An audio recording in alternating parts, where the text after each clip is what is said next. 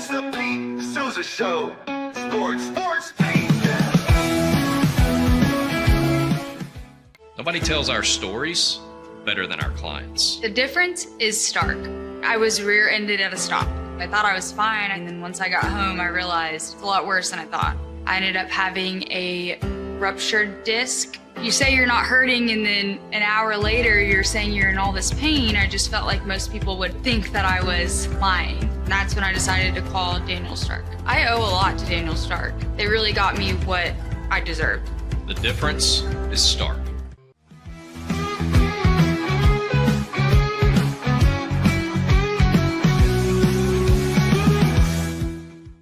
We definitely love our relationship and love Extraco. It's been an amazing experience.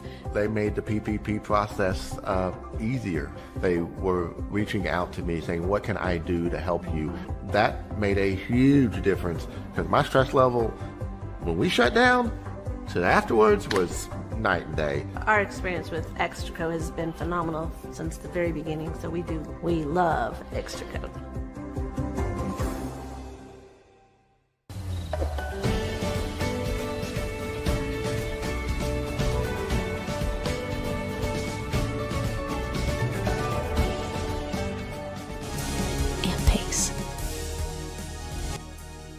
With Ease US makes studio quality voiceovers for your videos online in over 149 languages and dialects. Never been easier to create professional grade videos and voiceovers. Try it today at easeus.com. That's EASEUS.com. Ease US. Hi, I'm Mitch, the co-founder of Cake, a sexual health and wellness company designed for today and designed for you. Yes, you. The entire product line can be found at hellocake.com, and it's also available in every Walmart near you.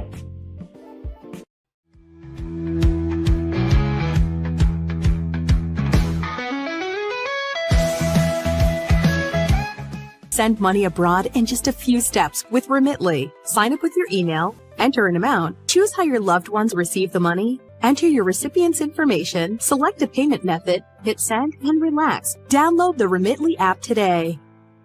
Tervis is all about staying hydrated. Each product is built to last and comes in endless designs to match your personality. Stay refreshed and express yourself with Tervis. Visit tervis.com today and find your perfect tumbler. Looking for tickets to the hottest shows, games, and events? Ticket Liquidator is your one-stop shop for great prices, no hassles, and guaranteed tickets. Whether it's sports, theater, or concert, for the best seats at the biggest events, start with Ticket Liquidator today at ticketliquidator.com. Ticket Liquidator. The You Like Air 3, launched in 2023, ushers in a new era of sapphire ice cooling technology, offering nearly painless hair reduction in just 3 weeks. That's ULIKE.com. You Like.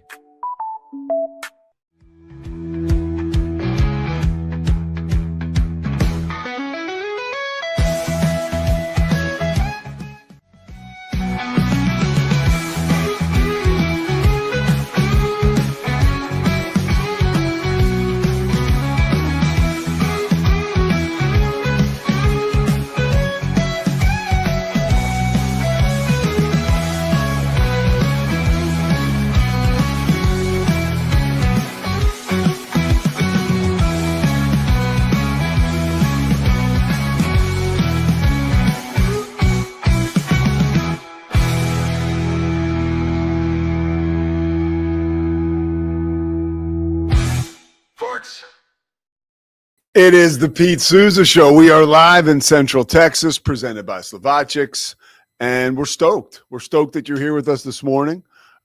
Big guest, Scott Mitchell, obviously former Detroit Lions quarterback and Utah quarterback and Utah analyst right now for their football radio broadcast. So we'll be talking to Scott Mitchell a little bit about a huge game this weekend, Cincinnati and Utah. I can tell you off the top, and I'll get into this a little bit, but we do have like some Big 12 breaking news in a sense, where I talked to my buddy Steve Bartle, who writes for the Salt Lake City Tribune, and I was curious. I'm trying to get a vibe, right, like on who's going to start a quarterback for Utah in this huge game, where, by the way, Cincinnati's star running back is not going to play, which is huge because Cincinnati, that running attack has been a big part of their production offensively. So their number one running back is on the shelf. But on the other side, there's a lot of questions about Devin Dampier. Will he be healthy? He's expected to play.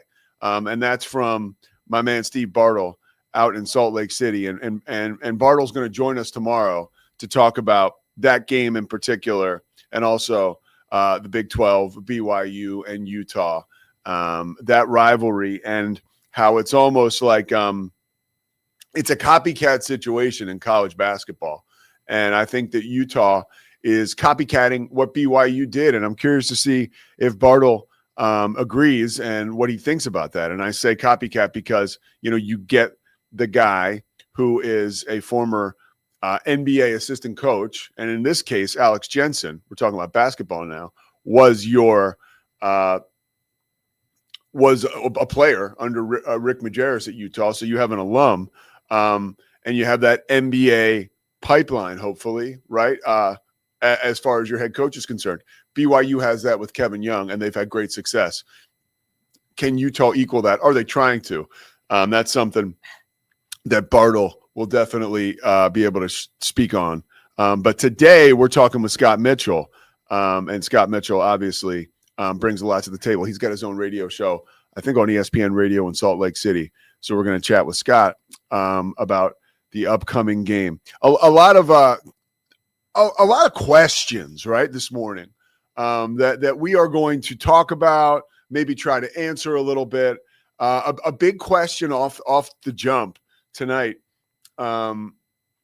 is Lamar Jackson returning to the Baltimore Ravens. Now, I have some numbers here that I worked up because I was so curious this morning, right? Now, Lamar was out with a hamstring injury. He was injured in their Week 4 game against the Chiefs, and we haven't seen him since. So that's been 3 games that he has missed altogether. Now, hamstring injuries, as we know, are real tricky for players, especially players like Lamar who move around a lot. So it's understandable that Lamar Jackson would miss 3 games. Look, we don't know what's going on inside the training room. We don't know what's going on inside the facility, although some people think they do.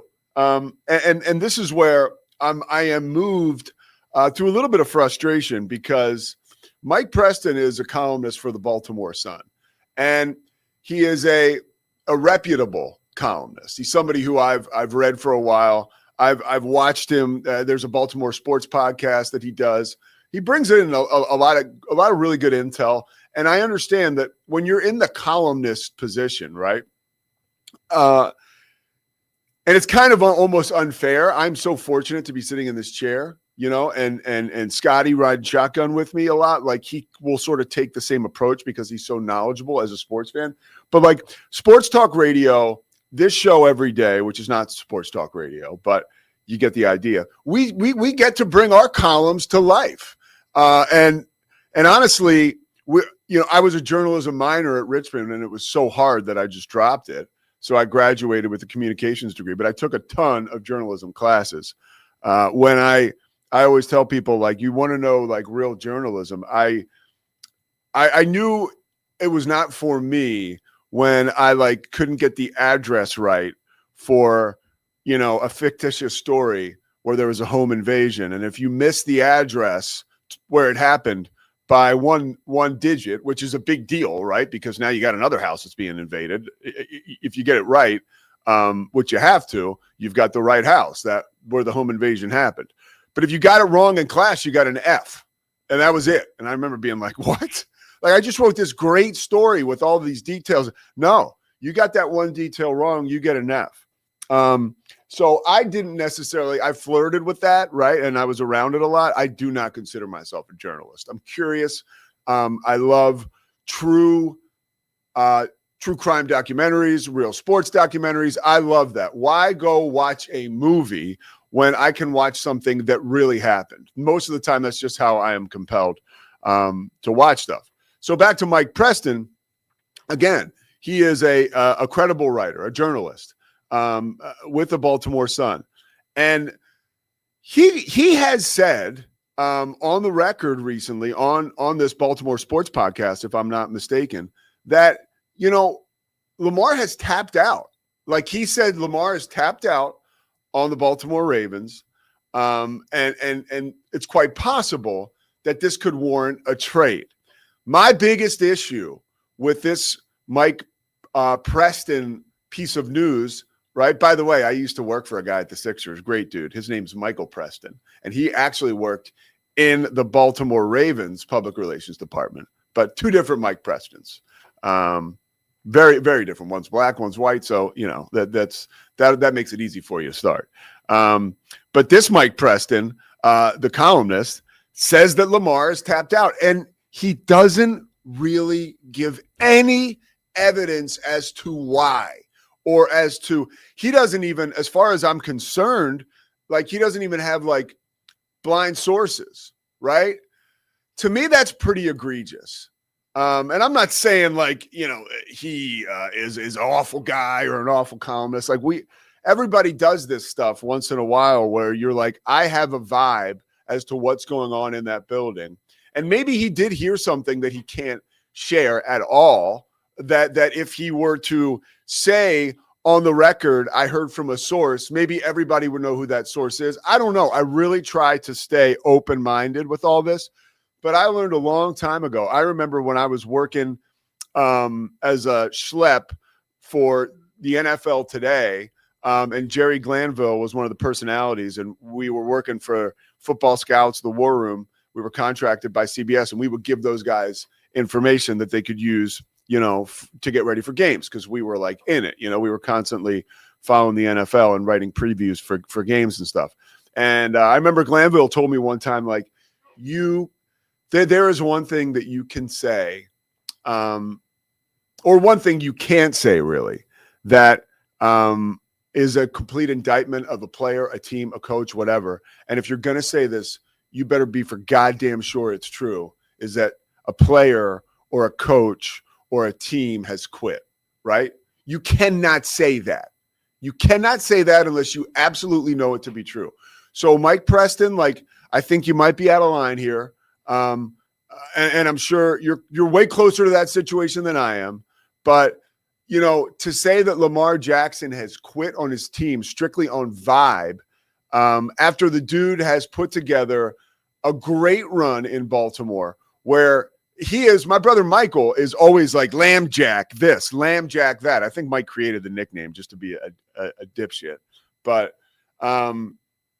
he likes that. He loves Mike loves Lamb Jack, And one of the reasons my brother is so taken to the guy is because Lamar Jackson has shown us nothing but being just a real good dude to the media, to his teammates, a little different, right? But I'm holding out hope that Lamar Jackson is going to return tonight with a vengeance and stick it up everybody's rear that is saying that he quit, right? That is saying that, he's bogus. He's no good. That he quit on his team. So right now I am going to say that my good friends from Daniel Stark Injury Lawyers, right? See him right here too, right? I think Mike Preston needs Daniel Stark Injury Lawyers, the columnist for the Baltimore Sun. Now, are you not familiar with Daniel Stark? Let me tell you about him, okay? Daniel Stark Injury Lawyers, if you get in a wreck, okay, and you think that you're getting screwed by your insurance company, okay, Daniel Stark is there for you. They've taken care of me in the past, right? I feel like Mike Preston just got into a little bit of an accident here by making these claims, and he just might need some help. Because right now, if I'm the big bad insurance company, I ain't believing what this guy's selling, okay? So he better get Daniel Stark involved. And if I get a note from Danny Daniel, who is the main guy over there at Daniel Stark, and he tells me to back off Mike Preston, I will, okay? But until then, I disagree with the fact that Lamar may have quit on this team. And let's just talk a little bit about how badly the Ravens need Lamar. Because I was checking out some of these numbers, right? Lamar Jackson is the Baltimore Ravens, okay? With Jackson playing, the offense puts up about 28 points per game. Without him, they put up 16 points a game. Offensive yards, they also tell the story. With Jackson in, the Ravens have accumulated, right? This is all time. I looked this up. They've accumulated 41,402 yards over 107 games, okay? Without him, in the games he has not played, they have cobbled together in just 16 games, which, by the way, the dude's a quarterback. He plays his ass off. The best ability is availability, and he's usually available. Hasn't been for 3 games, and all of a sudden, the goddamn sky is falling. I apologize for my language this morning. Chris Visser is going to take me to task. But I'm impassioned about this, okay? And Chris does not co-sign on this language, just so everybody knows. Without Lamar, right, in just 16 games, 4,900 yards. That is like night and day. And it shows just how invested this Baltimore Ravens team is in Lamar Jackson. So it's funny to think, okay, well, maybe we trade Lamar. If you trade Lamar Jackson, if you're the Baltimore Ravens, you've entered rebuild. You've started a rebuild. If you trade Lamar Jackson, you are telling me, right, and you're telling John Harbaugh that we are going to rebuild our team. Like, and who the hell wants to do that when you're a team that's constantly competing for an AFC title? The season is long. What's the? I mean, I apologize right now. What is the Ravens' record right now, Scotty? 2-5. They're 2-5 right now, right? Still, I mean, you got 10 games left. You have 10 games left. I'm not saying they're going to run the table and win them all, but you get back a healthy Lamar Jackson, and like, trust me, you've got Miami tonight. They're going to win that game. So now they're 3-5, and all of a sudden now you have 9 games left with Lamar Jackson at 100%, and then you're the team that sneaks in somehow gets in the playoffs, and then all of a sudden it's like all bets are off because now you got Lamar Jackson.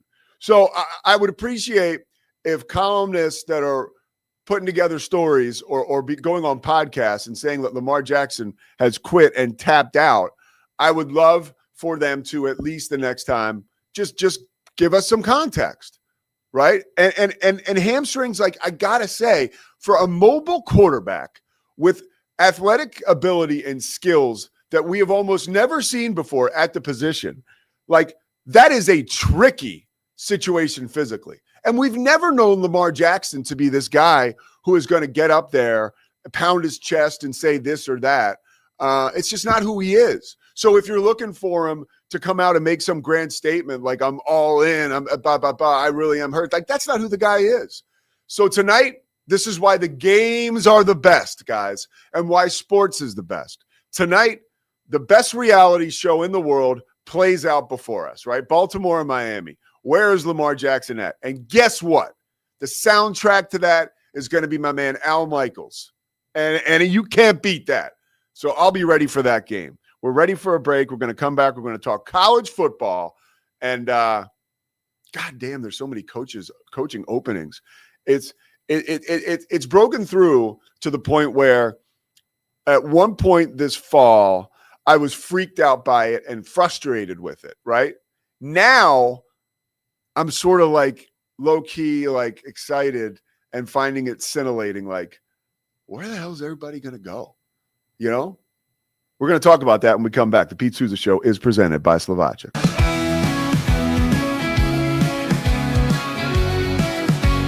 With a focus on performance, design, and customer service, we're here to help you work smarter, not harder. Join us on our journey to simplify your world. Visit acasis.com today. That's ACASIS.com today. Designed to elevate the off-road experience, enabling adventurers to conquer any terrain. For 50 years, you've trusted us on your toughest recoveries, to your most breathtaking destinations, and in countless unforgettable memories. We offer fast shipping, exceptional customer support, and furniture solutions that stand up to high traffic environment. Elevate your space with BizChair's vast selection of stylish, reliable, and cost-effective furniture. Visit us today at bizchair.com to transform your business. But boy, it looked effortless. Man, watch this. Layups, floaters, threes.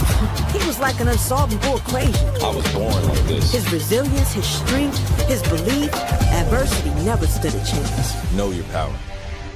VivoSun's mission is to empower growers with stylish and effective products, making indoor growing accessible and enjoyable for everyone.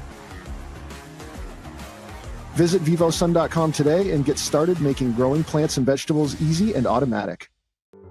WhyPersonalLoans.com. Request a loan anytime. Our partners can offer loans up to $35,000 with varying rates and terms. Review your loan offer with no obligation and decide what works for you. Visit personalloans.com today. So all you have to do is tap your Popple to the back of someone's phone like that, and they instantly get your social media and contact info right on the screen. They don't need an app or a Popple to receive your info. So get your Popple today and start impressing everyone you meet. Make it pop. Is your Mac running slow? Mac Booster 8 is your all-in-one solution to clean up 20 types of junk files. Get your Mac running like new again with Mac Booster 8. Visit macboost.net today. It's the Pete Sousa Show.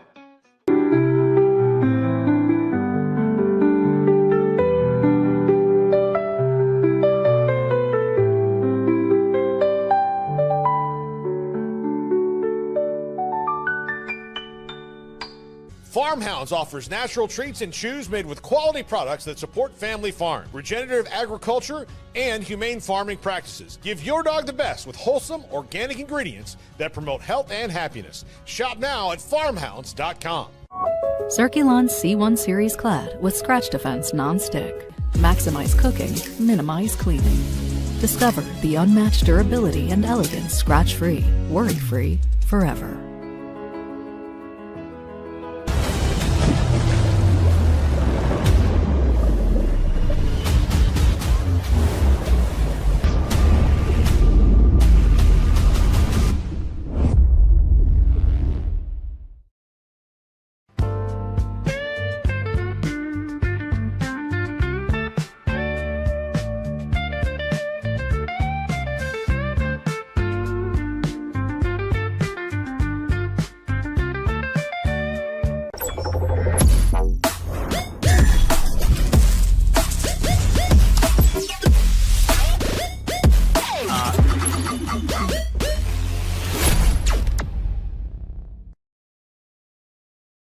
I am obsessed with helping business owners increase their traffic and turn it into profit through the power of Pinterest marketing. It's this amazing platform where people are looking for ideas, inspiration.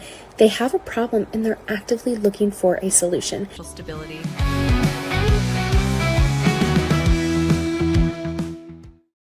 Was it A&M?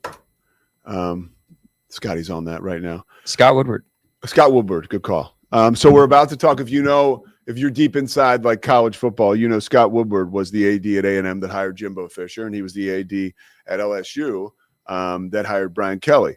And now the powers that be, when I used to work in TV news, we would call these people lawmakers. Lawmakers are busy today. They're going over bills. Lawmakers are leaving. They're leaving session early today. Like, where are these guys going? Like, that whole deal. Lawmakers. Let me tell you something about lawmakers. Okay? That's a job. You ever go into one of those like houses? When I worked at KNOE in Louisiana, one of the last things I did was I went and sat in on a house session. First of all, snooze fest. Like snooze fest. It's a bunch of, look, there are some minorities and women in there, and we need to have more of them in there. But it is in Louisiana in particular, and I loved living in Louisiana, but you just look out into it's a sea of like older white guys kind of hanging. And I know they're trying to get the job done, and they're probably trying to do what's right by the state and their parish or whatever. But boy, the optics are moving alone. And I'll leave it at that. But some of those lawmakers are saying that it is not going to be up to Scott Woodward to hire the next college football head coach at LSU, which goes back to the story I told yesterday about, Pat McAfee donating money to West Virginia and then on the back end scratching his head and saying like, hey, wait a minute, should I have more say in like who we're picking up in the transfer portal? Because that's what's happening around the country. You now have like the bozos that used to give the $100 handshakes to the football players back in the day, like, great job, guys who just want to be a part of it. They're now hiring the head coaches right? And I'm not saying in the specific instance in LSU, these guys are bozos, but it is interesting how, you donate enough money. This has now become like you won an experience auction, right? Like you donate $1.5 million to the LSU football program, and you can tell us who our next wide receiver is going to be. It's like, what? But that's kind of where we are. So the LSU job, as we talk about coaching jobs and openings, remember, we have Scott Mitchell coming up here at the top of the hour, 11. Is that the top of the hour? Yeah, 11 a.m. Central Time. He's going to talk to us about Utah and Cincinnati and also his pro football career playing for the Lions. He is the Utes radio analyst and also has a radio show in Salt Lake. But the LSU coaching job is probably the top open gig in college football right now. And the reason being is because they're in the SEC. They have limitless resources, right? And it's a national championship platform. Like, you don't have to go too far back to see when LSU won a national championship. I mean, when I was in college at Richmond, my roommate, Steve Sorrells, my freshman year was from Baton Rouge. He was a center. And he was a badass. The guy basically is like, he's, another one of my buddies who's like, making boatloads of money while I'm sitting here every day grinding with you guys, which I'd rather grind, right? Right, Liz is here. Yeah, we'd rather grind. But no, Sorrells was the man. And I remember he talked about Jerry DiNardo, who was the coach of LSU at the time. Like Jerry, like having that job in the state of Louisiana, you are immediately the most popular / powerful guy in the state. And that's no BS. Okay. So this is a really not just a big hire for the school, but for the state. And I can't imagine you go anywhere else than Lane Kiffin. And I think that Lane Kiffin situation is like, what does Lane Kiffin want to do?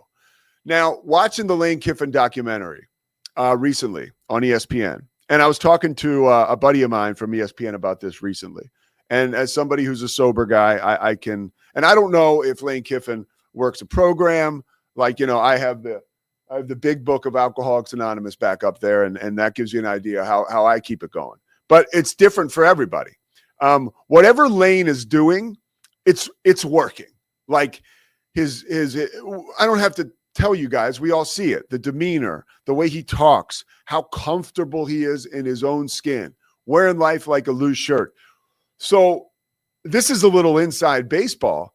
Lane Kiffin is making decisions in a much different nature than he used to make them, which was, what's the next big hot job I can take on my way to the top?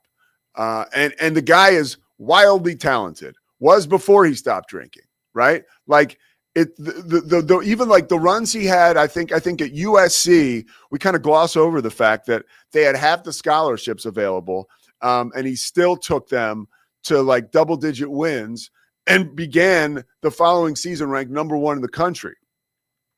Like he has that in his DNA, period. And now he's working upstairs with a full deck. Like, let's just call it a royal flush, right? Like he was dealt cards that the good Lord did not deal me. And he is the guy. If I'm LSU, that's all I want. Now, the question is, will he go to LSU? Would he want to go somewhere else? The reason why Ole Miss, I think, remains appealing is because I don't think his daughter will have graduated after this year. And that is one of the biggest reasons he stayed at Ole Miss. And I think he has a bigger picture perspective now on life. Look, Lane Kiffin got started really early at this, right? Really early. And so him riding it out for another year or so at Ole Miss, knowing that he has the rest of his life to move around and make decisions that might maybe behoove him and his personal interests more so than his family and his daughter. His wife moved. He's getting so, and this again, I'm just going to say it. This is sobriety, guys, and working a program. He was divorced from his wife, and only God knows what happened in that situation, and Lane and his wife, right? But sounds kind of ugly. Lane stops drinking, just completely changes as a person. He reconnects with his daughter. His wife, who I don't know that they're together again yet, but his wife moves to Mississippi, right, where they're now all at Ole Miss together, like being a family, right? Like that stuff doesn't happen if Lane Kiffin doesn't make a major change in his life. So those types of changes in his life, I think, lead to different stakes decision-wise. So my first call is to Lane Kiffin if I'm LSU. Now I want to bring in college football psycho Scotty Swingler because Scotty has all kinds of ideas and graphics, and we are going to take it. We're going to check out. We're going to look at the Baylor coaching possibility here because I do want to preface this by saying Dave Aranda still has a job. Yep. And it is quite possible as we get ready to talk to Scott Mitchell in about 25 minutes that Dave Aranda does another Wayne Fonts impression where he wins like 3 of his last 4. And at the end of the year, we're like, highly doubtful. Hey, well, it's possible. That's all I'm saying. I want to throw that out there. This is Dave Aranda's job. I love Dave Aranda. And I need to say that because I feel that. And football's a tough business, man. Look at Scott. He's already quizzical. He's ready to go. All right. If Lane Kiffin is not on the table for LSU, where do you go if you're not Scott Woodward, if you're whoever is giving the most money and the lawmakers that I mentioned in Louisiana? Yeah, let's look at a couple options here. I think you have to. I don't think they will. And I've been convinced of this by some others, including Paul Catalina at 365 Sports. Mr. Catalina. If I'm LSU, there's one person I'm calling if Lane doesn't want to come, and that's John Summerall at Tulane. He's already in state, remarkably good coach, runs an exciting offense, great in the portal. Like John Summerall at Tulane checks a lot of boxes. I think LSU thinks they're better than hiring a coach from Tulane. Another option, Coach O has said he wants to come back, and on ESPN radio yesterday said he would gladly go back to LSU, even to be a defensive line coach.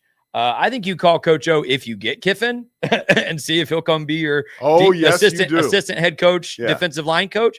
But I think you interview him and consider bringing him back as a head coach. The man won a national championship there. That would not be there's been a lot of schools in the Big 12, Central Florida, and West Virginia, bring back kind of your best head coach in school history. Well, and one of the reasons is in the story I told yesterday, like if Rich Rod needs $2 million in 24 hours, he can come up with it. And you know who can do that at LSU better than anybody is Coach O. Yes. I believe that. Yeah. So those would be the two I would think immediately. Do they talk to a James Franklin? I don't know. But I would think, Kiffin is your 1A candidate by a lot. And if I'm in charge, I'm interviewing Coach O to see how that feels, and I'm interviewing John Summerall.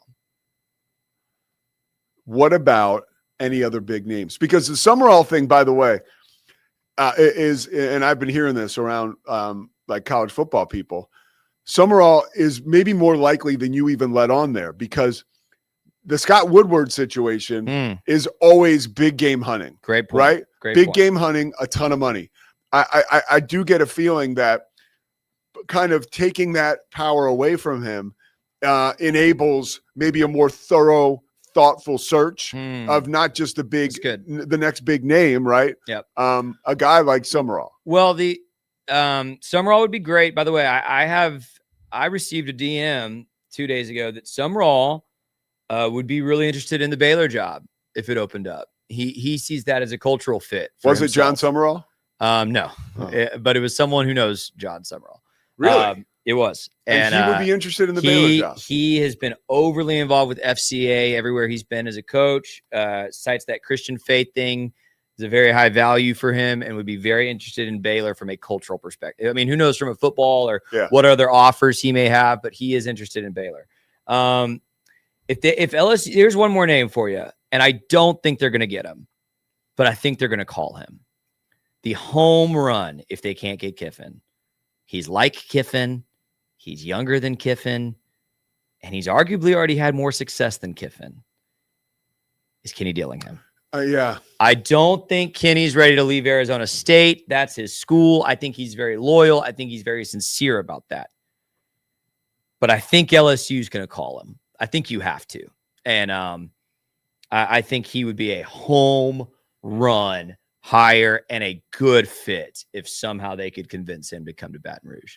I got one more name for you. Okay. That's got Louisiana ties and is a long shot. Yeah. But the way things are going right now, dude, Willie Fritz is not a bad guy to call. Yo. That is, I mean, he had the bedrock of his success at Tulane was guys that left New Orleans to go somewhere else. And then he says, hey, why don't you come on back home? I know it didn't work out there. They come back.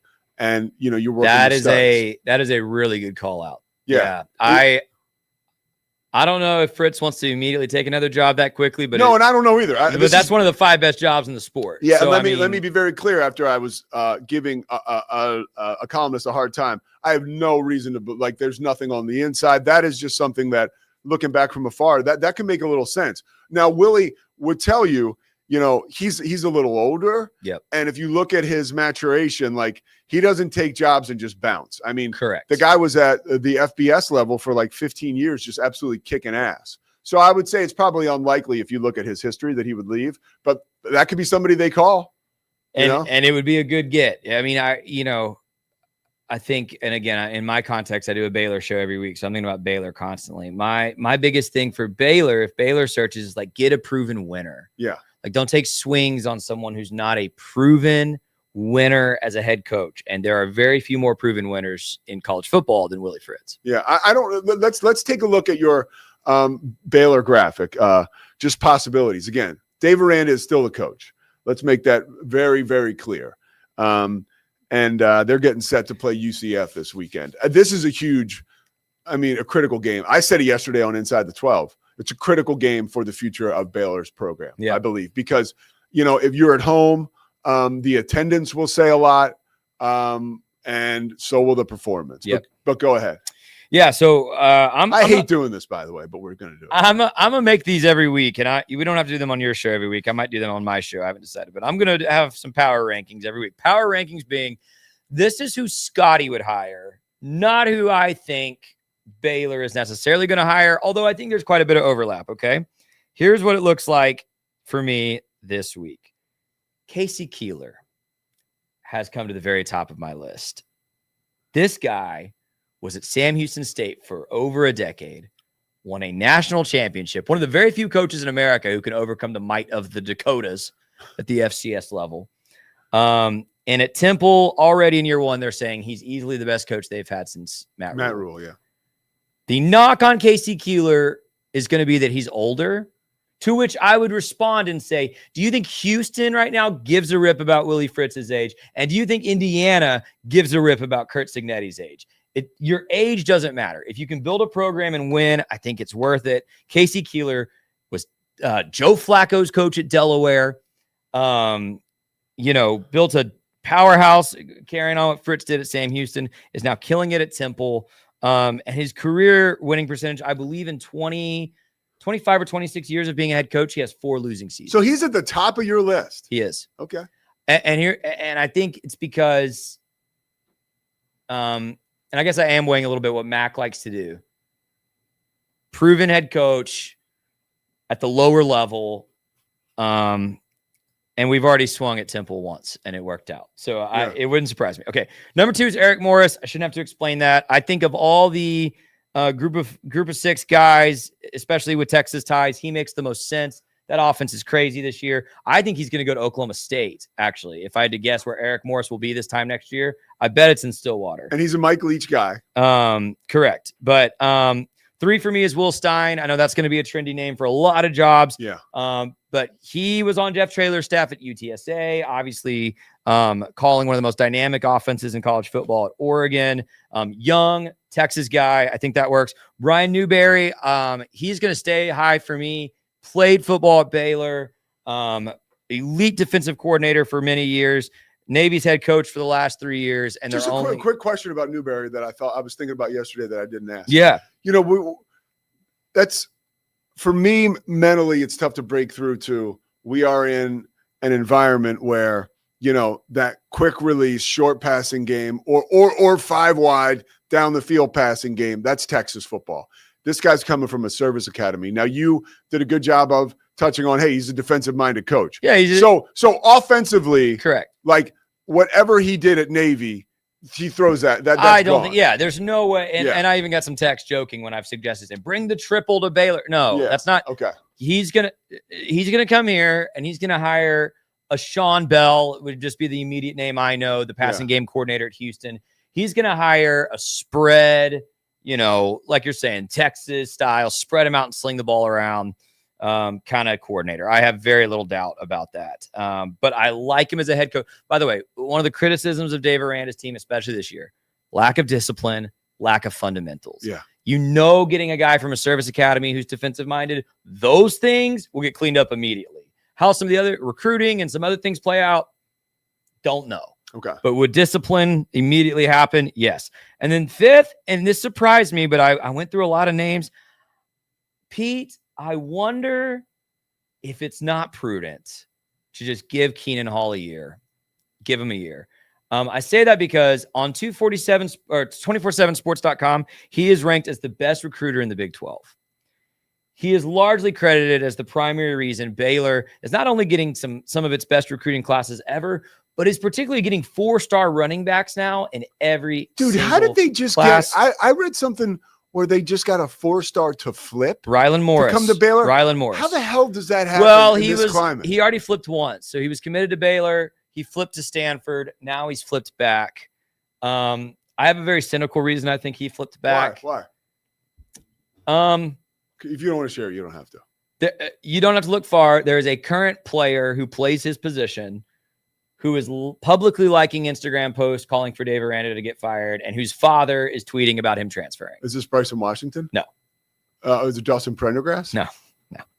It's Caden Knighton. Caden Knighton. I don't think it's I'm not breaking. Dave Aranda's fault that Caden Knighton has to take every carry. Listen, I don't think I'm breaking news here. 100 level in the stadium. It's public. It's on Instagram.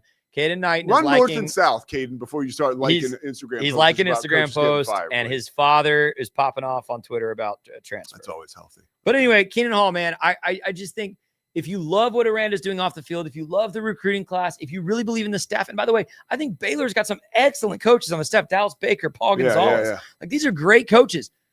And it's a bit, we've talked, this cycle, this carousel is crazy. So I just wonder, especially if Baylor loses in 2 days. Yeah. Do you let Keenan Hall take the reins and see what happens? See if that play on the field suddenly corrects to what we think it can be. And if it doesn't, well, next year maybe you move on and you do a big search. But I like Keenan Hall, man. And I think it would be hard to convince the fan base that was a good hire, but my football recruiting program mind, knowing what the players think of him, knowing his reputation, the building, I'm like, it could work. Hey, and by the way, Keenan Hall got major props. I told you guys watching Chad Powers that they have a house party at the coach's house, and one of his assistants is literally wearing a shirt that exact says, shirt. We pay players, and I showed it to Brett Ingram, Baylor's sports information czar, the man, and he was like, "Oh my god!" Like he was like, "I can't believe this." He got a huge kick out of it. All right, so are we ready for? Can Kevin Hall come right in now, or do you need a minute, Scotty? Let me run like a couple breaks. All right, we're going to run a couple breaks, and then we're going to get into our picks and see how everybody's doing. We're talking about the NFL. I already mentioned Lamar Jackson back tonight.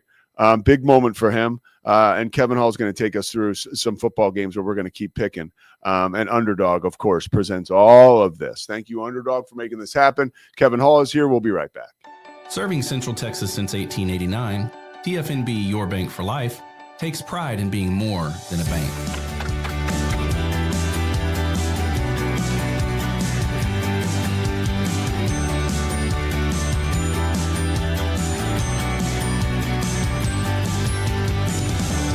TFNB, we remain committed to these principles. If you value them too, come join us. TFNB, your bank for life.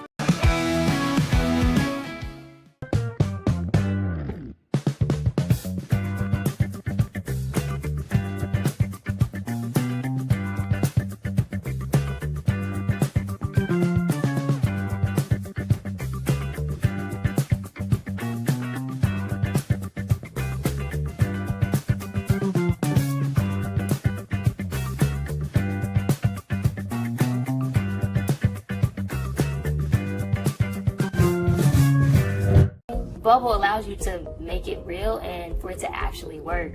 So I feel like Bubble bridges that gap and being able to give people the opportunity to make their ideas come to life really quickly too. I love that I can sit down and build something the way that I think it should be built and have the control over it. Bubble turns ideas into fully scalable apps. Try Bubble today.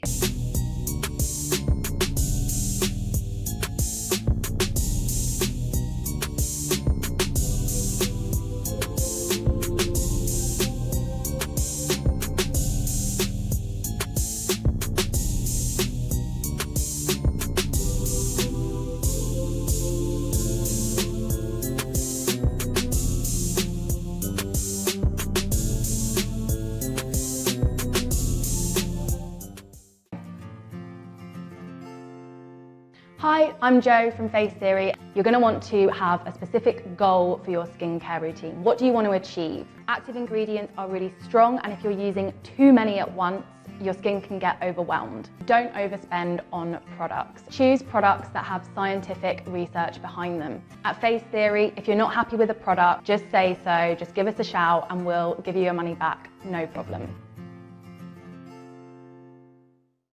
I know you're gonna love this Kodak Dot Plus printer. You guys just connect it to your smartphone and then you're gonna use the Kodak Photo Print app. It's going to print you a 4x6 photo. I am just in awe. I love how these turned out. Also, the printer comes with a free cartridge of 10 photo sheets. I can assure you, you are going to love this printer as much as my family has. You guys have to check it out for yourself.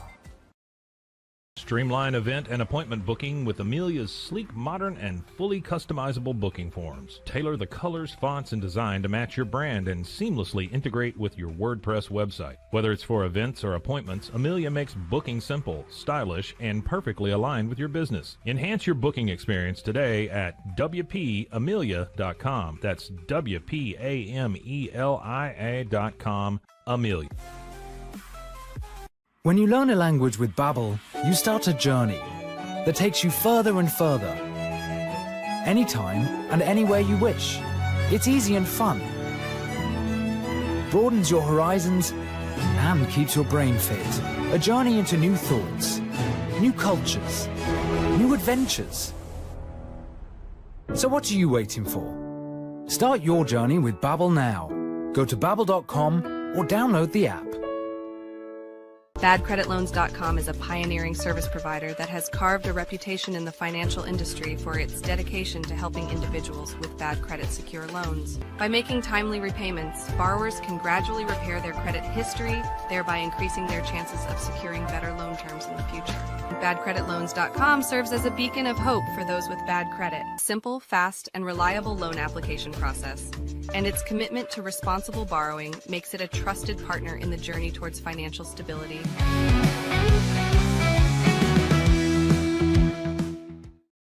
All right, Kevin Hall is here, Scotty Swingler is here, and I'm Pete Sousa. And Underdog helps us out with this show. And in honor of Underdog, we make picks. Now, Underdog, and Scotty can get into more of the details because he uses it more so than I do, but I know his experience is always fruitful. That is more about, player stuff, and whether they're going to go over or under so many catches or baskets or whatever. But we love to make picks. And Kevin, let's go. Let's get into the picks this week. Thanks to Underdog. Right. You're here making this happen. Yeah, we got to take a look at last week. Please. So last week, you both had the Chargers over the Vikings, and that happened in dominant fashion. You both had the Bills over the Panthers, and, that happened.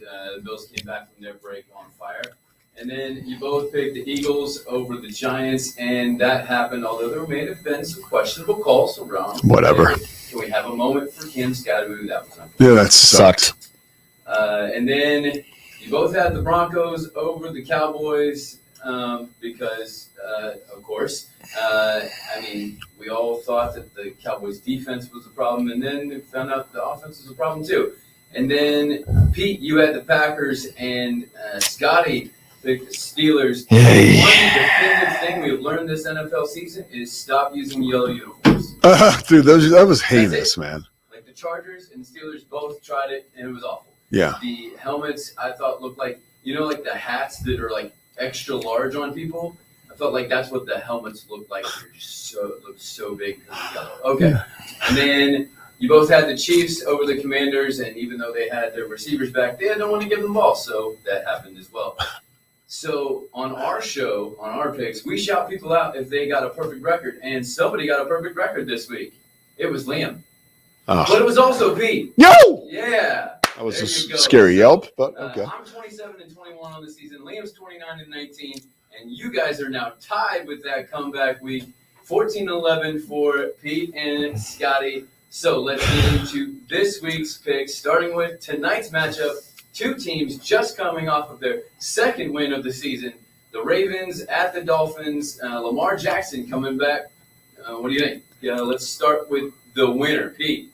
I like Baltimore big in this game. I think we're going to all be reminded. I talked about it off the top. You could rewind if you haven't heard it. Lamar Jackson's coming back, and he's coming back big time tonight. All right, Scotty. Ditto, Baltimore big. Okay. All right. And then the Falcons still can't decide who they are, but the Patriots making a run. So the Falcons at the Patriots at that time of year in New England. Scotty, who you got? I think the Patriots are quietly the story of the year in the NFL. Mike Vrabel, worst mistake that the state of Tennessee's ever made, letting him go. I think New England wins this one soundly. Scotty off the Falcons train. I am. Petey. I'm going with the Patriots, too. I think it's a really cool story. And I just think you mentioned it, Kev, the weather, the everything. Yeah. Mm-hmm. All right. And then we have the Panthers surprising at the Packers. Who's going to make this one happen? By the way, the Packers in their 1923, where they have the leather helmet painted on the helmet. At least the uniform looks good. Petey, who you got? Well, now that you tell me the Packers are wearing leather helmets, no, I'm going with Green Bay for sure. Yeah. All right, Scott. Yeah, Jordan Love just played the best game of his career, and I just want to know what the Guardian cap is going to look like on top of those leather painted helmets. Give me the Packers. I saw one. It looks exactly like a leather helmet. It's surprising.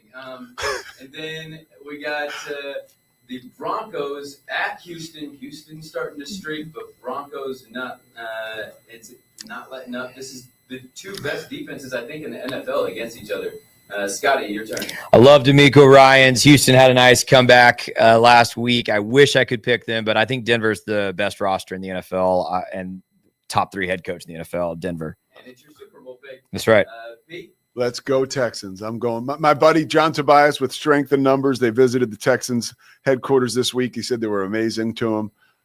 Look up Strength in Numbers. They do great stuff. I'm going with the Texans because I'm pretty excited to see what's going on right now back under center for Houston. So let's rock and roll. Come on, Stroud. Awesome. That's great. You said a bad word. We don't say that. We only say Houston on our I know. That's right. That's right. Team from Texas, from Houston. So then you have the Vikings at the Lions. Who's going to be at the top of the NFC North, Pete? I like the Lions. Yeah, I like the Lions a lot. I think Minnesota is in a bad way right now. Yeah, I've never believed in J.J. McCarthy, and I believe in him even less after seeing him play in the NFL so far. Give me the Lions big, yeah. All right. And then the game of the week probably, although maybe not, the battle for the AFC question mark anymore is the Chiefs at the Bills. Where are we at starting? It's Scotty. Listen, we have precedence for this. This is not a playoff game. It's a regular season game. So Buffalo's probably going to win by 2 touchdowns. If they meet in the postseason, Kansas City will win a close one. But I'll take Buffalo since it is in Buffalo and regular season game. I like the Chiefs. I think Buffalo is still missing something-ish. I like Kansas City. I feel like they're going up, and Buffalo's kind of stalling out, trying to figure some things out. All right. So I have an extra point for you because, as I talk about, we don't pick the Colts games in our podcast because we do that in our prediction show, which will air tomorrow when we talk about the Steelers and the Colts. I hate the Steelers, and you'll have to tune into our show to find out exactly why and all of the interesting things. But before we get there, speaking of the Chiefs and the Colts crossover, there is a certain person who has a podcast, and Sophie. Yes, Sophie Cunningham. And the WNBA CBA expires tomorrow, so she may need to lean into this podcast. So I'm going to open up an invitation to her because in a recent episode, she referred to we for both the Chiefs that she grew up with and the Colts that she's been to some games and now claims as we in her. So you need to make a choice, and we invite you onto our podcast or Pete's podcast, wherever you want to go. You and Wes can come on here, and we'll preview the episode before it happens because we don't like any bad blood of, I won, you won. Let's talk about it, X's and O's on either Pete's show or our show. Sophie, West, you're invited.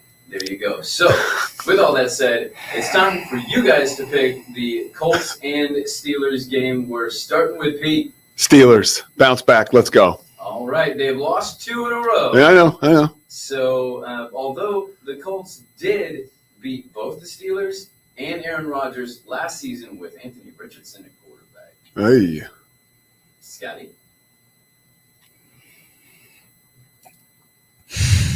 Wow. I want you to know I'm going to be so mad at you, Kevin, if I'm wrong.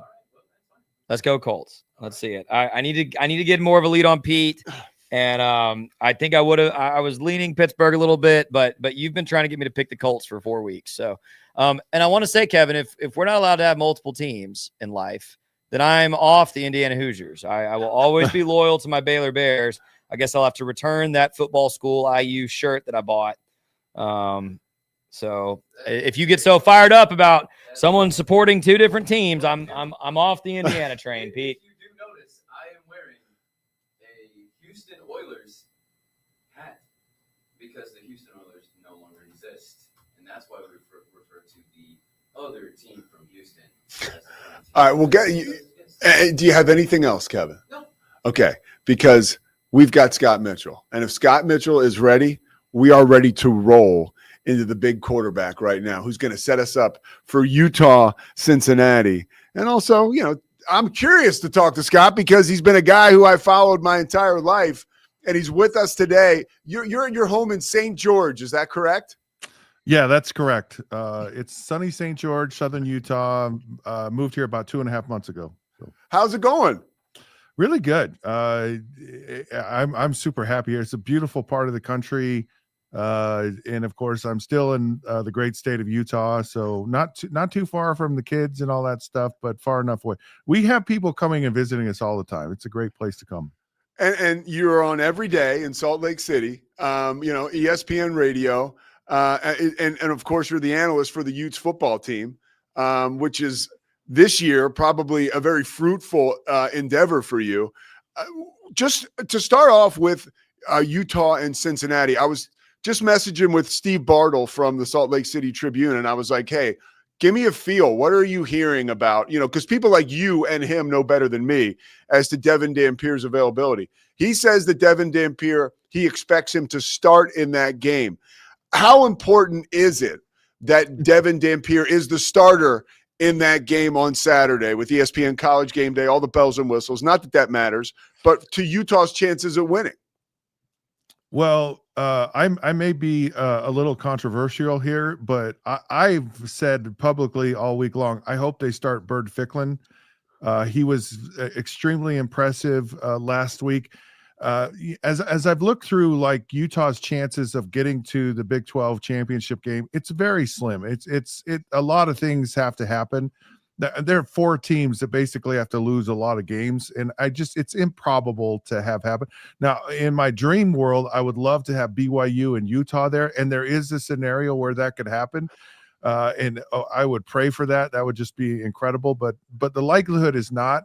And so if you're not going to get to the championship game, you're already bowl eligible.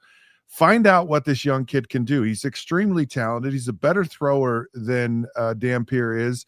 And he's really, I think, the future of your program, or not. I mean, because Utah's probably going to have a choice at the end of the season about someone's going to snatch up Bird Ficklin if Utah doesn't. I mean, he's really that good.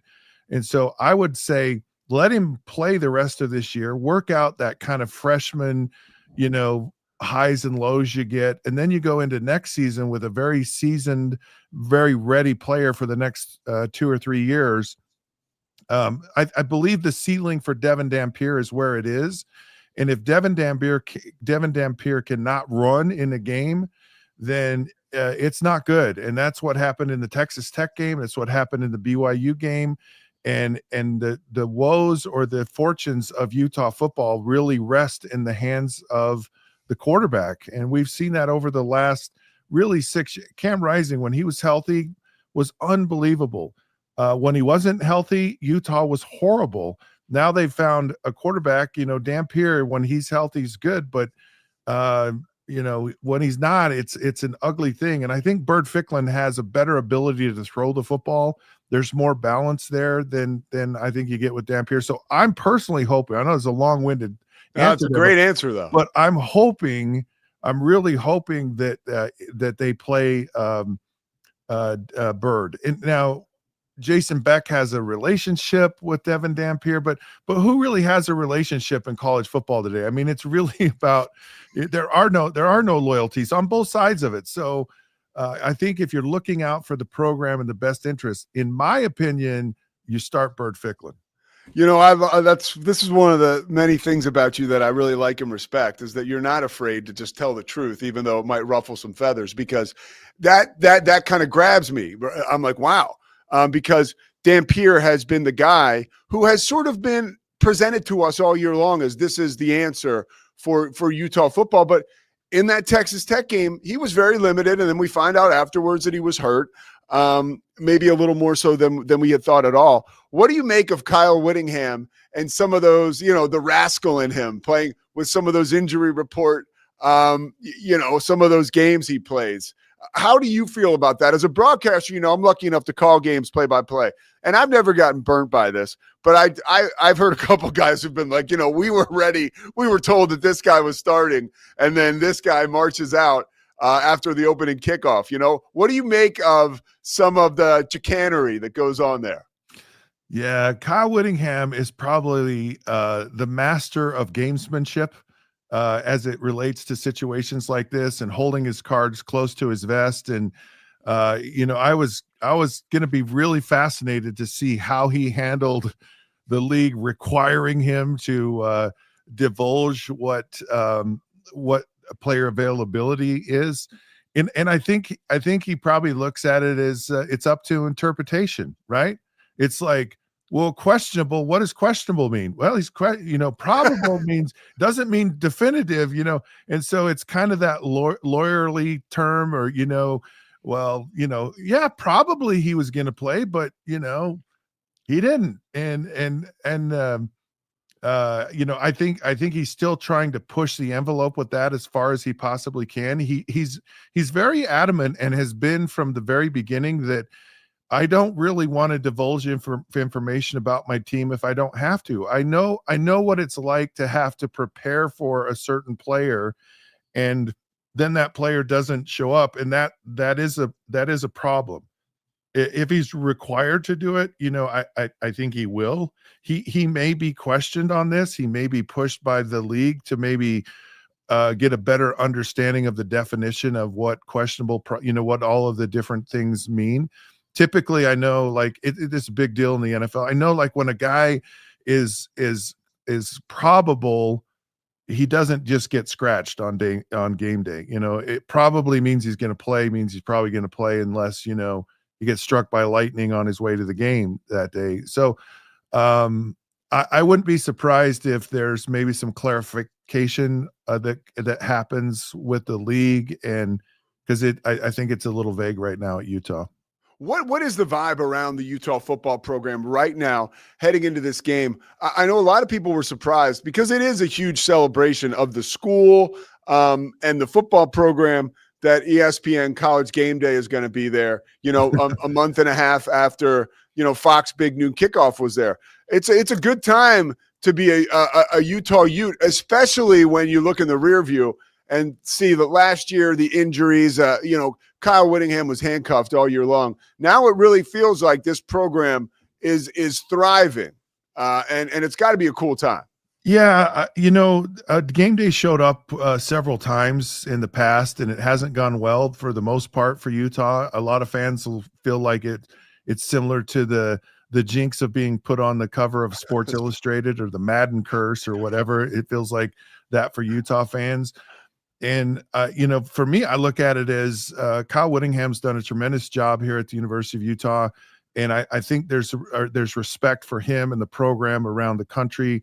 I think they feel like Utah might be a little bit better team than the 2 losses that they've had.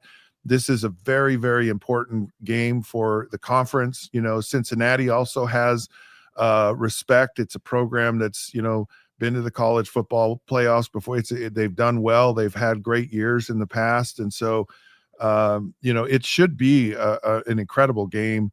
There's just a great atmosphere at Rice-Eccles Stadium, especially at night. These fans can get really excited. So if you'd have asked me at the beginning of the year and said, okay, which game on your schedule is game day going to show up on, this would probably be the last one I would pick. and so I don't know how they determine these things. I just know that they're here, and really, what you want to do, because you don't know what the future of college football is, and you want to put, so, is it going to shrink?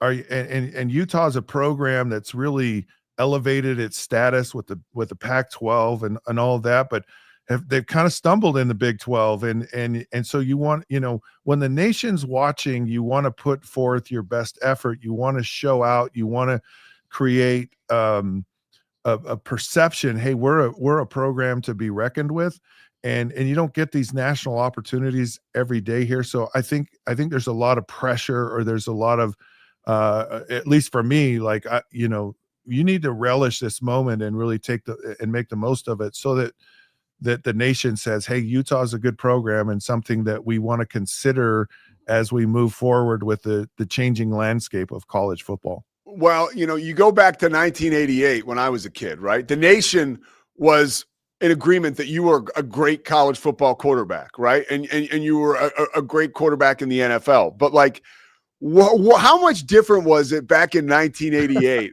playing at Utah, right? Because you were right there. I mean, you look at the record books. I mean, you're setting records. You're leading the nation in touchdowns, in yards thrown for, and I think the year after that, you're right with Ware and Detmer. I mean, that's like rare air as far as throwing the football.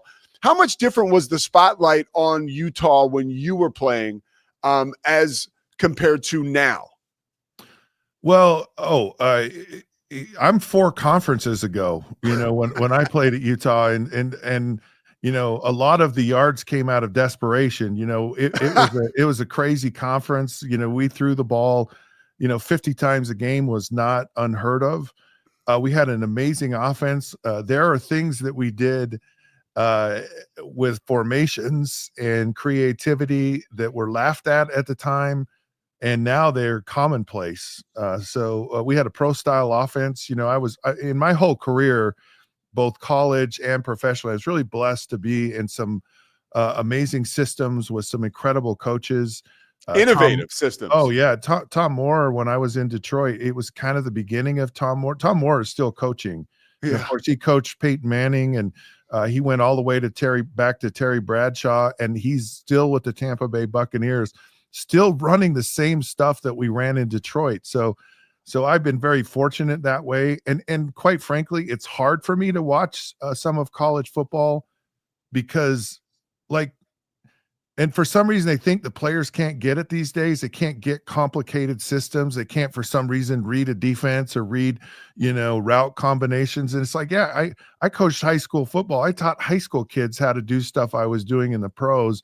And so it's hard for me to come back to Utah and watch defensive-minded coaches have the reins on everything, and I love Kyle. I love Kalani Sitake at BYU, but the days of the pass-happy Western Conference are gone, and it's sad to me because it was great football to watch, but it is very different now. Now the program's done incredible. I mean, it's incredible what's happened with the program at the University of Utah, and Kyle Whittingham has been a massive part of making that leap and transformation into a program that has some respect across the country. When you talk about, I love how you mentioned, hey, we'd love to play BYU in the Big 12 championship. Just how impressive has BYU been to you this year? Seeing Bear Bachmeier up close and personal, a true freshman, as someone like you, again, an elite quarterback, what impressed you about him in, I guess now he's in the brightest of spotlights. I thought that was a signature win last week to come back on the road against Iowa State. I mean, obviously the great program that BYU is, no offense to you, but facilitates some of this, right? Like, but what is so special about this kid? How is he doing all this? Well, first of all, he looks like Tim Tebow who can throw the football, right? He's got kind of that bigger linebacker, but he throws the ball very well and much better than Tim Tebow ever did. But there's a lot of the same thing where it's this whole idea of, he's just a winner.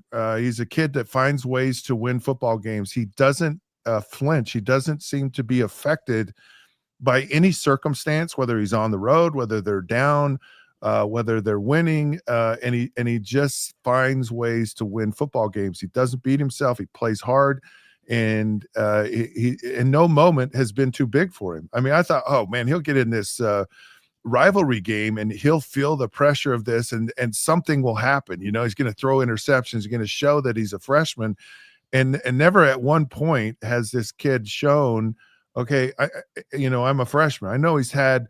We all make mistakes. We all, throw interception, whatever. But the demeanor, the confidence, the way he's performed has just been incredible. I mean, he, winning that game against Utah. I mean, he kind of put it on his shoulders, and and he did it. And the same thing with their win against Iowa State. I mean, just amazingly impressive. And what it is to me, it's talent. And when talent gets on the field, it just shows up, and regardless of experience, and when you have the talent, the moment isn't too big for you, but when you don't, it just always seems like a struggle. You just can't seem to find the ability to do it. And it'll be interesting and fascinating to watch to see how he grows and matures as he gets older in the program. But to BYU's credit, they started him, and they saw something and they said, we're going with this young kid. And it was a bold move, and it's certainly paid off well for the Cougars. As someone who, obviously has a huge rivalry with BYU, what are your thoughts about Kalani Sitake? I mean, even last year, it was a team that surprised everyone, right? With Jake Retzloff. And now here they are again, surprising everyone. Like at some point, it's no longer a surprise. This guy can coach his ass off, and this is a really good football program.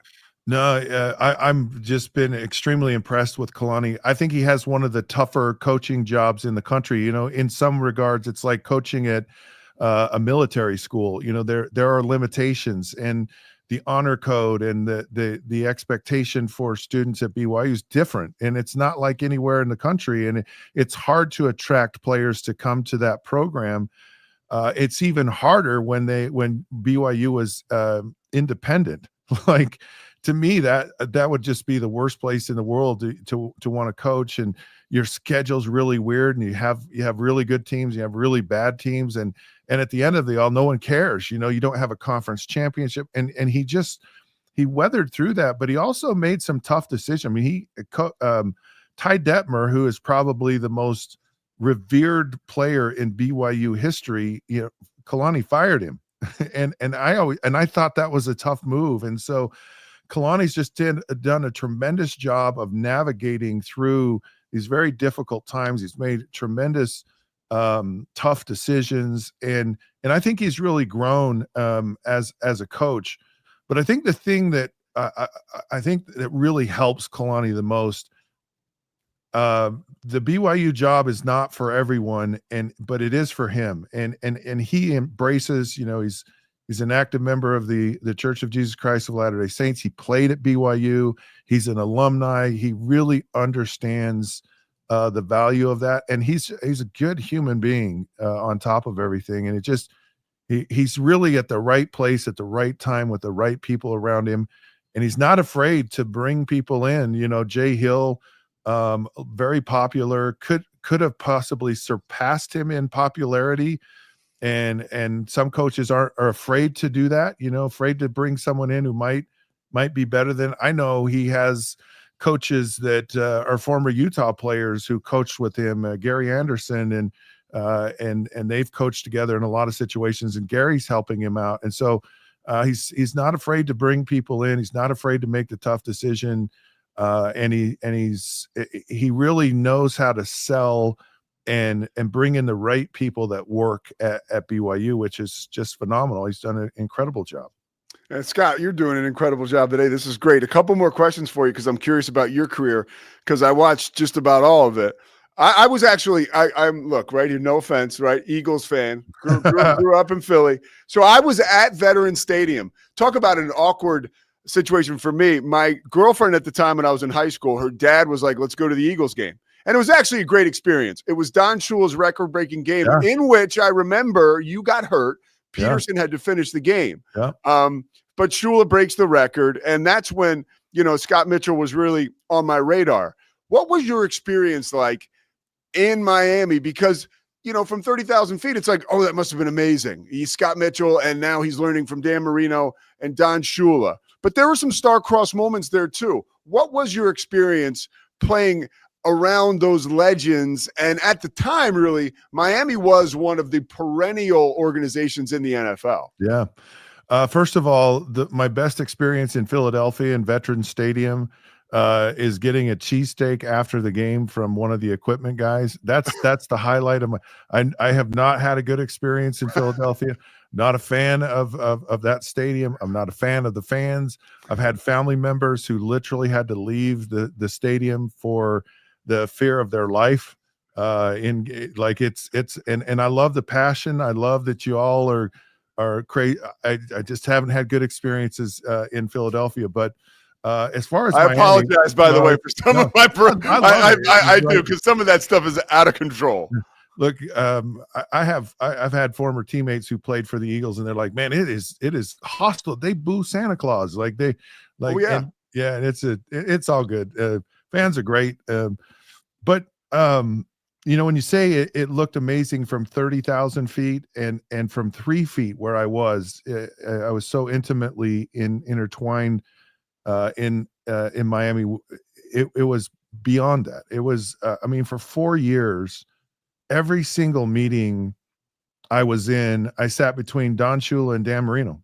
I literally sat between them, and to learn what I learned, and to just be a part of the conversation. And I was young. The first time I met Dan Marino, I was starstruck. I didn't even know how to talk to him. I didn't even know how to address, and he was my teammate, but I was like, this is Dan Marino. It was, and the same thing with Coach Shula. They were iconic in the moment when it wasn't like their careers ended. Like they were legendary living and playing. And it was just so invaluable. And I remember having a conversation with Jeff George, who was the first pick in the draft my year, and how I was so envious of Jeff George, that he was the first pick and he got to do all these things. And he kind of looked at me, he says, I was envious of you. You had someone who taught you how to play quarterback in the NFL. You had a great mentor. You had a great coach. You had someone who really helped you along in the process. And it's fascinating to me that to this day, I draw on, things that I learned from Coach Shula, from Dan Marino, and they apply just to my life in general. And it was just an incredible experience. Just watching Dan Marino throw a football every single day was a treat, and being around a legendary coach like Coach Shula was just beyond anything I could have ever imagined. And I value and cherish that time greatly. It was truly incredible. What was one of the most significant things you mentioned that you carry with you today that you were able to glean from your time with Coach Shula? With Coach Shula, he told me the things that I needed to hear, and it wasn't always what I wanted to hear. And so it was one of those things where, he wasn't afraid he set a standard. And his standard was excellence, and he held you to that standard every single day. And it was all, and he had the courage to do it. But then there was another thing that, I got there and I was kind of blown away by the simplicity of how everything was, because it's a very complicated game. and he was so much ingrained in fundamentals.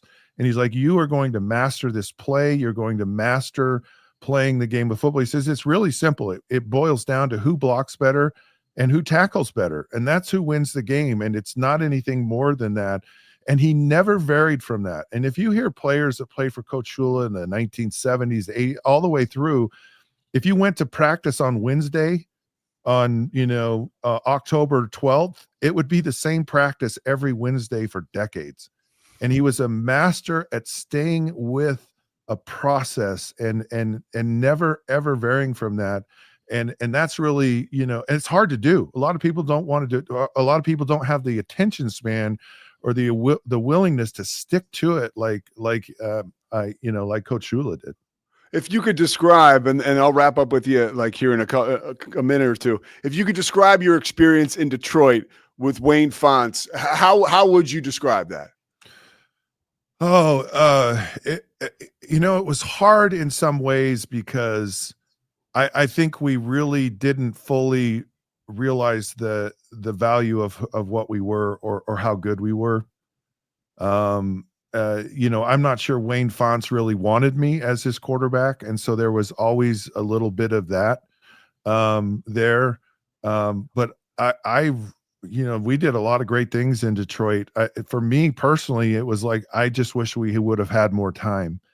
I wish we'd have had more time with the group of people. And I think a lot of players who went there at that time kind of felt that way. It's like, why are you getting rid of this guy? Or why is this guy not being here? Why are we not staying with, I mean, we had this record-setting offense with a certain system. Why are we getting rid of that offense? Why are we moving in a different direction?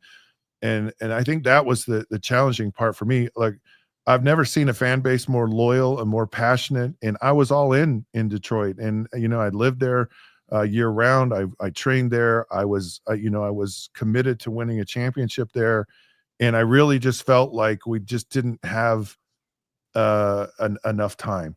But I'm proud of a lot of things that we did, and it was just but there were some tough moments for sure. You guys were so much fun. I mean, you really were. Yourself, Barry Sanders, Herman Moore, Chris Spielman. What was it like playing with a guy like Barry? What did you take away from that experience on the back end through the rest of your life? I mean, just mind-boggling his skill set, right? Yeah, and when we were successful, is we kind of leaned into what Barry did well, because Barry, if not done right, could be kind of a liability in the sense that he was a home run hitter. He was a guy that, he could run 80 yards and it would look amazing for a 3-yard loss. He wasn't a guy that was going to run inside the tackles, and he really ran best when you had people spread out. And so when we were just willing to kind of take what defenses gave us and not force Barry, put ourselves in formation and personnel groups that were the best that, I had Herman Moore, Brett Perriman, Johnny Morton, Dave Sloan was an all-pro tight end, and then Barry Sanders in the backfield. Like, that was potent, that was powerful, and done the right way, it sets records. And when we did it and guys were healthy, it was fun to watch. But just, Barry didn't say hardly anything. In fact, I would have I would have hoped that he would have said more. He was very quiet, very unassuming, but very, Barry has great personality and immensely talented. I mean, there's a million Barry Sanders stories that I could tell you about, but I will just say I saw him make some of the best players who've ever played this game, and I can go through a list a mile deep of just some of the very best defensive players ever that he just made look silly. And some of the runs that he made were just jaw-dropping. And people, they used to get mad at me because I wouldn't carry out my run fake. I'd hand the ball off and I would watch Barry. I was like, "What? I don't want to miss this. This is amazing." I want to see what happens here, because you knew, and that was what was great with Barry. You knew something unbelievable, something you hadn't seen before was going to happen at any moment. Scott Mitchell, man, thank you so much for the time. Folks can check him out. Check out his radio show, ESPN Radio in Salt Lake City. Down and Dirty, right? The Down and Dirty, yes. Yeah, and that's the way we like to give it to you, just down and dirty. Scott, you're the man, dude. I really appreciate it. It's always cool when somebody who you've kind of cared for a lot as a player and you know, because I was right in your sweet spot of your career. It's neat to meet you and know that you're such a good dude. So I really appreciate the time, man. And also people can check you out this week. I mean, if you're in the car, I do this sometimes. You know, you don't have to be in Salt Lake City. Put on Sirius Radio, pick up the Utes feed, and check out Scott Mitchell. And also he's on there with Bill Riley. It's good stuff. Oh, thank you so much. It's been a pleasure. Yeah. Appreciate it. All right, Scott. Take care, man. There he goes, Scott Mitchell. Pretty cool, dude. That guy, I cared a lot about Scott Mitchell, probably too much because I was such a nutty football fan, but he was a guy who, you know, was the maestro of that record-breaking offense, and he walked us through all the toys that they had there. And, you know, for me, I never want to put somebody like that on the spot or get like negative, but I always wonder, like, if that team without Wayne Fonts, like how they would have been. Because Wayne was a loose cannon off the field a little bit. I heard some pretty wild stories from some people who work with him. But Scotty, we good? Okay, we're done, right? Okay, we're gonna take a quick break, and we will come back after that. The Pete Sousa Show, presented by Slovacics.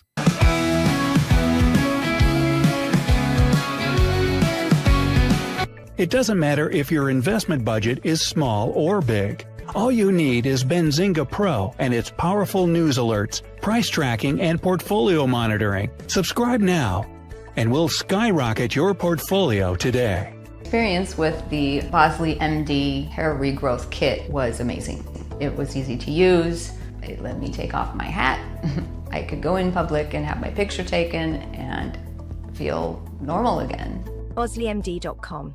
Join us at golfpartnerusa.com and discover why we're the trusted choice for golf lovers worldwide. That's GOLFPARTNERUSA.com. Golf Partner.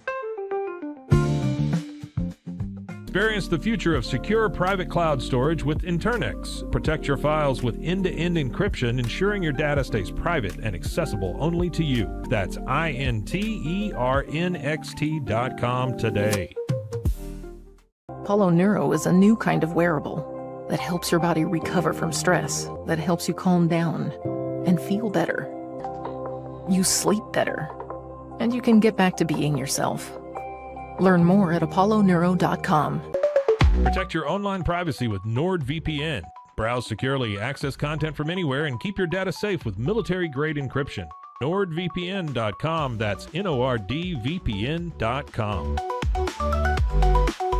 Our patented handles were launched in 2018. We continue to push the boundaries of strength training. Join us in making your training more natural and effective. Visit Engels90.com to learn more and revolutionize your workout.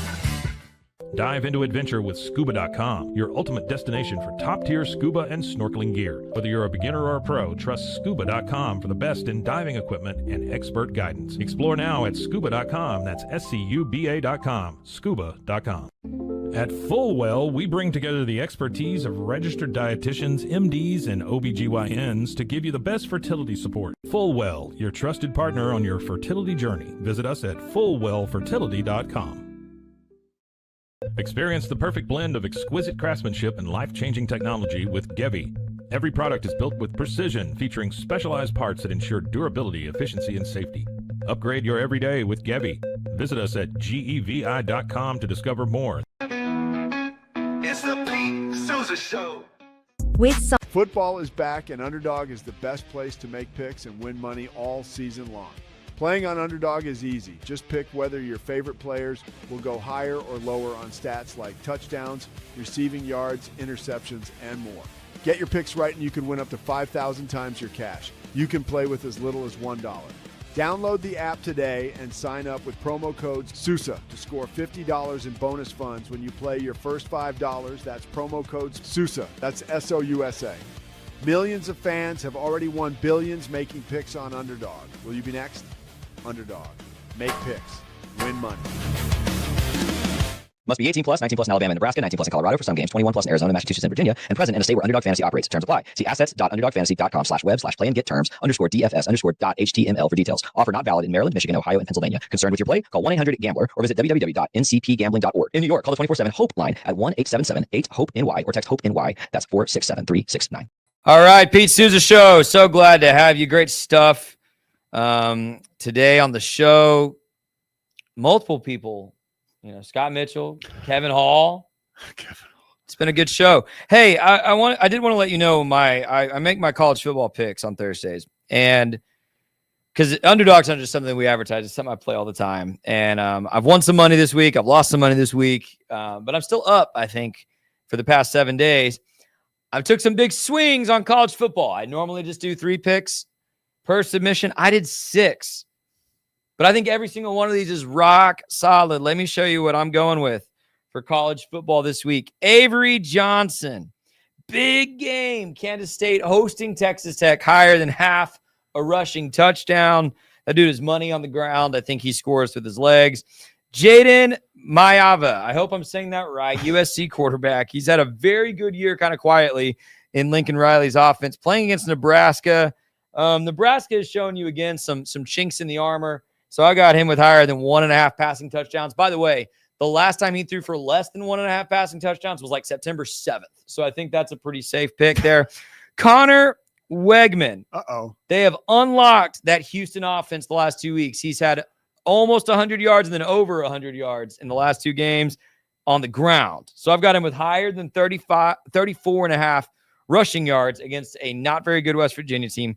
Speaking of playing not very good teams, Jalen Daniels going up against the worst team in the Big 12, Oklahoma State. I have him with higher than 2.5 passing touchdowns this week. Fernando Mendoza, another guy who likes to use his legs and who needs to get in the thick of that Heisman race. They're playing a bad Maryland team, over 9.5 rushing yards. Come on, that's a gimme. And Sawyer Robertson, I don't know if Baylor's going to win or lose this game against UCF, but surely he throws for higher than 1.5 passing touchdowns. I like that. Pete, I did the flex pick on Underdog. That means if 4 of these 6 go, call this up so I can see. I get some of my money back. I won't make money, but I'll get some of my money back.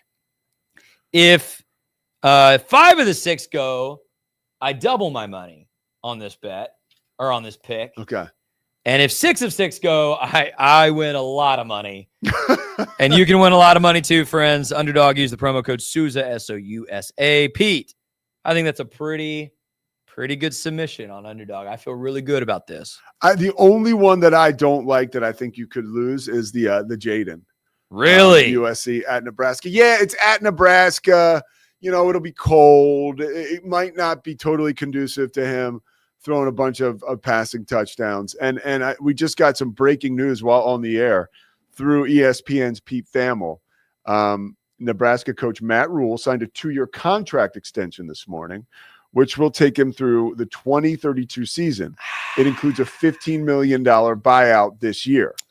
So let me take off my glasses. And I don't know what that means for the future of Matt Rule. I still think he could go to Penn State, right? I mean, it's bonanza as far as all that stuff is concerned. Your quick thoughts on this before we get out of here. Matt Rule has done this before in Waco, and it didn't stop him from leaving. This doesn't mean anything. Boom. He got a raise. Good for him. If Penn State decides they don't want to hire him, which, by the way, I honestly don't know why they would. To be honest with you, yeah. I like Matt Rule. I don't know why they'd hire him.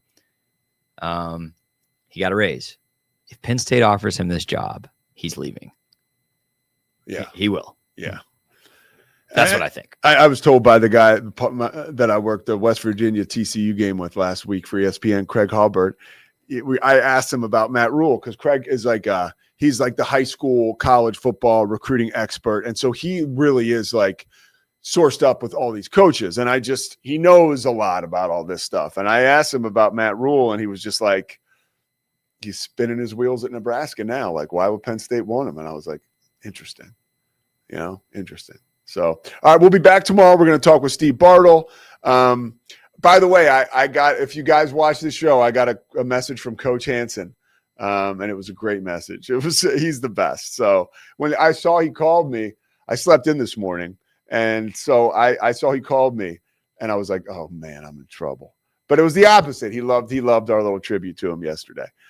So lots of love to the Richmond football family and Jeff Hansen. We will be back with you tomorrow. Thank you so much, Slovacics. Like and subscribe. Seriously, dude, we had an amazing conversation with Steve Lyons yesterday. We're going to post the Scott Mitchell interview. There's just so much good stuff on the Pete Sousa page. And we're thoughtful. We actually give a shit about sports and know how to cover it. I don't know why you would listen to some of the other bozos out there. That's my little piece of like this guy right there, Howard Stern behind me. I do have the competitive juices flowing. I'm not a maniac, but I have an edge. And like, I don't understand why you will be listening, why you wouldn't be at least watching the clips to this show. So there you have it. I'm off my soapbox and I'll see you tomorrow. It's the Pete Sousa Show. Sports. We definitely love our relationship and love Extraco. It's been an amazing experience. They made the PPP process easier. They were reaching out to me saying, what can I do to help you? That made a huge difference because my stress level, when we shut down, to afterwards was night and day. Our experience with Extraco has been phenomenal since the very beginning, so we love Extraco. Show. Sports. Nobody tells our stories better than our clients. The difference is stark. I was rear-ended at 70 miles an hour. I was injured, had a concussion. The insurance company, they delayed. They were playing games from the initial conversation. They weren't going to help me. The biggest thing I learned through this is that you can't go through this alone. I called Daniel Stark. They were going to help me and everything was going to be all right. Daniel Stark got me 10 times the insurance company offered. The difference is stark. Show. Sports. Our professionals are not only experts in managing urgent concerns, but also in providing top-notch preventative health care. We're proud to connect pet owners to a vast network of licensed veterinary professionals, ready to address any immediate concerns. Book your first appointment today. Nalgene Outdoor has been your trusted companion, fueling adventures and helping protect the planet. We're committed to reducing waste, improving access to clean water, and providing simple, safe, and sustainable products for you and your family. NALGENE.com.